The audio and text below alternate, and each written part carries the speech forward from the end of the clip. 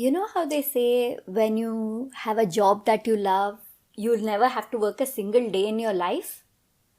Whoever coined that phrase, they've never run a business of their own. Welcome to the Feel Good Factor. I'm Susmita Veganosaurus. I'm one of those fortunate people who's never had to earn a living. So after college, while my friends went on to study further and then on to corporate jobs, I stayed back home and did things that I loved most of the time. I'd make jewelry and sell it on Etsy. I would do tarot reading sessions. I would teach French tuitions. I would teach cooking to people. Lots of freelance gigs basically. When my friends would complain about having late hours and having to finish this project and stay on over the weekend and things like that, I'd never understand it. I'd be like, why? Why are you being a workaholic? Why is that even required? Why can't you just take time off for yourself? So I was someone who'd value time for myself, alone, at home, relaxing. A lot of that with, yes, some amount of doing work. And then I became an entrepreneur and everything changed.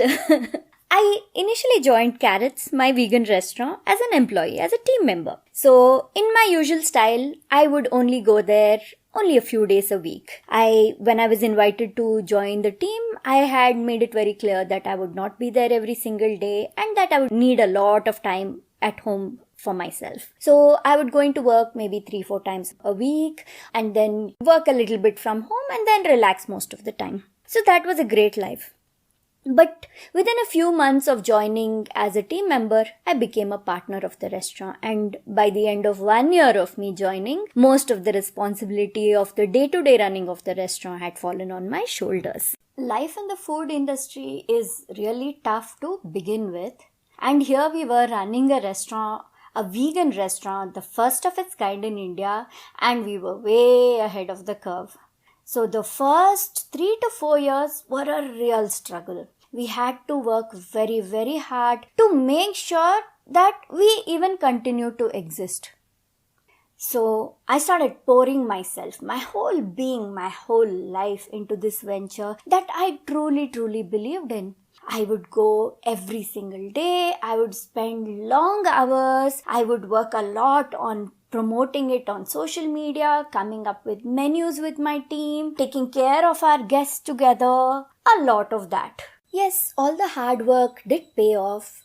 We were getting more stable. We were growing stronger. Our food was becoming more popular. Guests were coming and they were raving about the amazing experience that they had at our space. So it was all wonderful and joyful and, filled with little celebrations all along the journey. But somewhere along the way, I realized I'd lost a lot of myself in the process. A lot of who I was. 5 years down into my journey, and then I look back and I realized that this person who used to love the alone time, the silence, the person who used to sit and spend a lot of quality time in rest and relaxation, in refreshing myself, that person had disappeared. Here I was running a venture I truly cared about and doing things that I technically loved, and I wasn't happy anymore.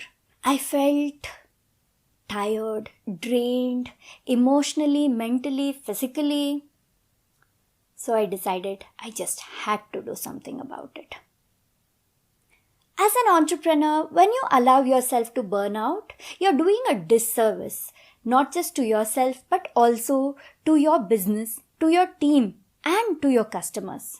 It's very, very important for you to keep your energy at a high vibe level so that everything and everyone around you gets uplifted along with you.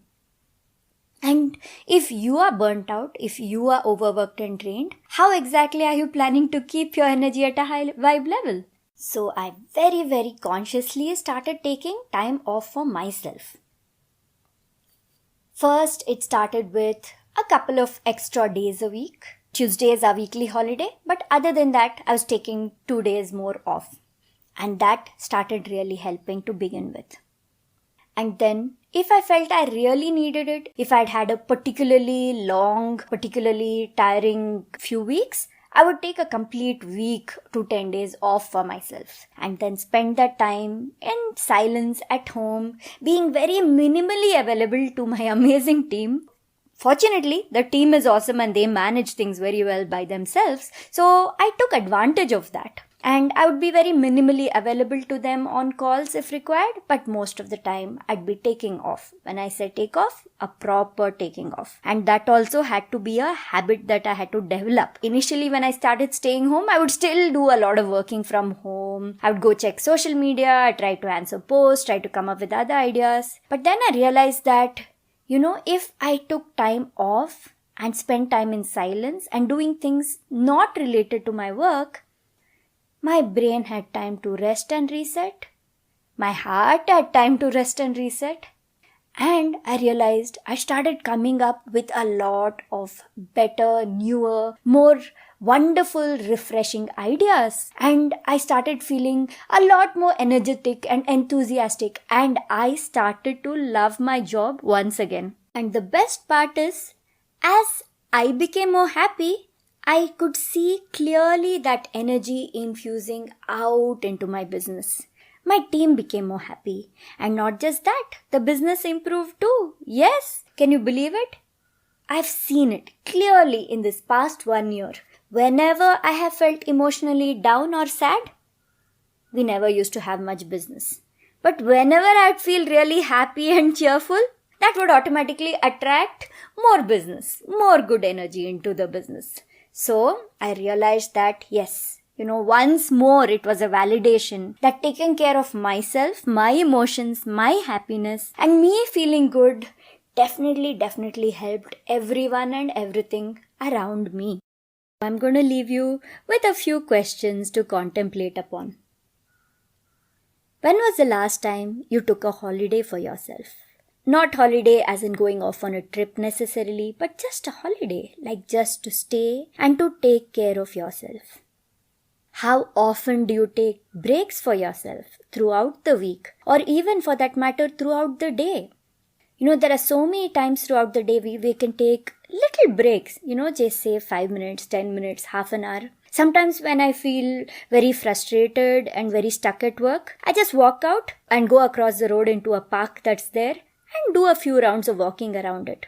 All I had to do is that, the fresh air, the good energy, and I come back into work a completely new, loving, happy person. So focus on yourself and be conscious about how often you're taking time outs, time to rest, time to breathe, time to just relax for yourself. If you'd like to share how consciously taking downtime has helped you in your life, I would love to hear. You can get in touch with me at Veganosaurus on Instagram or leave me a voice message here on Anchor. Signing off for now. Thank you so much for listening to the Feel Good Factor. Bye!